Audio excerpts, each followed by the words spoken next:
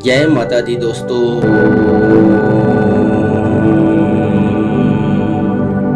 श्री गणेशाय नमः।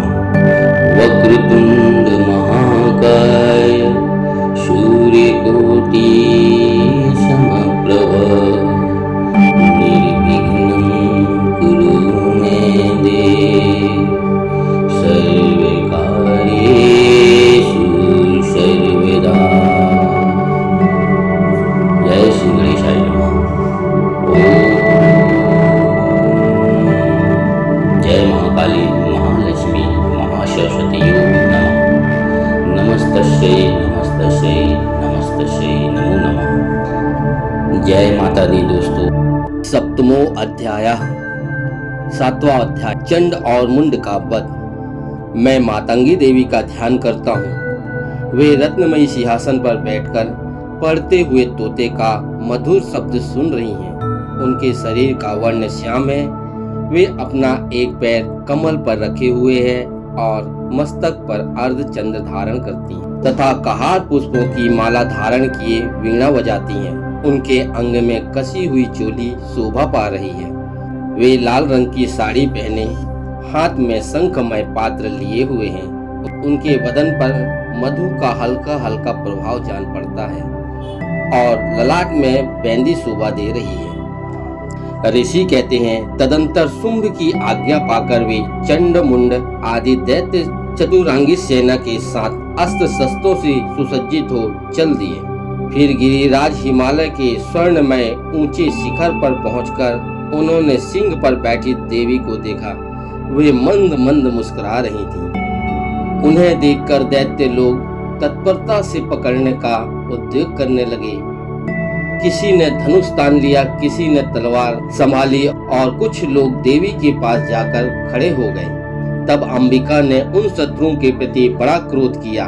उस समय क्रोध के कारण उनका मुख काला पड़ गया, ललाट में भौहें टेढ़ी हो गईं और वहां से तुरंत विकराल मुखी काली प्रकट हो गई, जो तलवार और पास लिए हुए खड़ी थी। वे विचित्र खटवांग धारण किए और चीते की चर्म की साड़ी पहने नर मुन्नों की माला से विभूषित थी।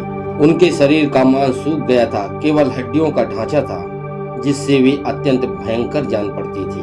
उनका मुख बहुत विशाल था। जीभ लपलपाने के कारण वे और भी डरावनी प्रतीत होती थी। उनकी आंखें भीतर को धसी हुई और कुछ लाल थी। वे अपनी भयंकर गर्जना से संपूर्ण दिशाओं को गुंजा रही थीं। बड़े बड़े दैत्यों का वध करती हुई वे कालिका देवी बड़े वेग से दैत्यों की उस सेना पर टूट पड़ी और उनका भक्षण करने लगी। वे परसव रक्षकों, अंकुशधारी महावतों, योद्धाओं और घंटा सहित कितने ही हाथियों को एक ही हाथ से पकड़कर मुंह में डाल लेती थीं। इस प्रकार घोड़े, रथ और सारथी के साथ रथी सैनिकों को मुंह में डालकर वे उन्हें बड़े भयानक रूप से चबा डालती थी। किसी के बाल पकड़ लेती, किसी का गला दबा देती, किसी को पैरों से कुचल डालती और किसी को छाती के धक्के से गिराकर मार डालती थी। वे असुरों के छोड़े हुए बड़े बड़े अस्त्र शस्त्र मुंह से पकड़ लेती और रोष में भरकर उनको दांतों से पीस डालती थी।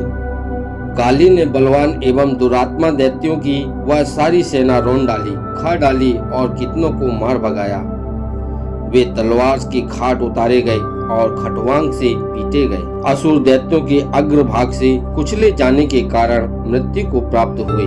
इस प्रकार देवी ने असुरों की उस सारी सेना को क्षण भर में मार गिराया। यह देख चंड उन अत्यंत भयानक कालिका देवी की ओर दौड़ा तथा महादैत्य मुंड ने भी अत्यंत भयंकर बाणों की वर्षा से तथा हजारों बार चलाए हुए चक्रों से उन भयानक नेत्र वाली देवी को आच्छादित कर दिया। वे अनेकों चक्र देवी के मुख में समाते हुए ऐसे जान पड़े मानो सूर्य के बहुतेरे मंडल बादलों के उदर में प्रवेश कर रहे हों।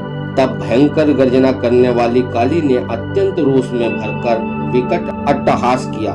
उस समय उनके विकराल वदन के भीतर कठिनता से देखे जा सकने वाले दांतों की प्रभा से वे अत्यंत उज्जवल दिखाई देती थी। देवी ने बहुत ही बड़ी तलवार हाथ में ले का उच्चारण करके चंड पर धावा किया और उसके केस पकड़कर उसे तलवारों से उसका मस्तक काट दिया। चंड को मारा गया देखकर मुंड भी देवी की ओर दौड़ा। तब देवी ने रोष में भरकर उसे भी तलवार से घायल करके धरती पर सुला दिया। महापराक्रमी चंड और मुंड को मारा गया देख मरने से बची हुई बाकी सेना भय से व्याकुल हो चारों ओर भाग गई। तदंतर काली ने चंड और मुंड का मस्तक हाथ में ले चंडिका के पास जाकर प्रचंड अट्टहास करते हुए कहा, देवी, मैंने चंड और मुंड नामक 2 महापशुओं को तुम्हें भेंट किया है। अब युद्ध यज्ञ में तुम शुंभ और निशुंभ का स्वयं ही वध करना। ऋषि कहते हैं, वहां लाए हुए उन चंड मुंड नामक महादैत्य को देखकर कल्याणमयी चंडी ने कालिका से मधुर वाणी में कहा, देवी, तुम चंड और मुंड को लेकर मेरे पास आई हो, इसलिए संसार में आज से चामुंडा के नाम से तुम्हारी ख्याति होगी। इस प्रकार दुर्गा सप्तशती देवी का 7वां अध्याय समाप्त हुआ। श्री मार्कंड पुराण में सर्वाणी मन्यावंतर की कथा के अंतर्गत देवी महात्म्य में चंड मुंड वध नामक 7वां अध्याय पूरा हुआ। जय माता दी दोस्तों, अगर आपको वीडियो अच्छी लग रही हो तो कृपया लाइक करें, शेयर करें और सब्सक्राइब करना बिल्कुल भी ना भूलें और कमेंट में जय माता दी जरूर लिखें। जय माता दी।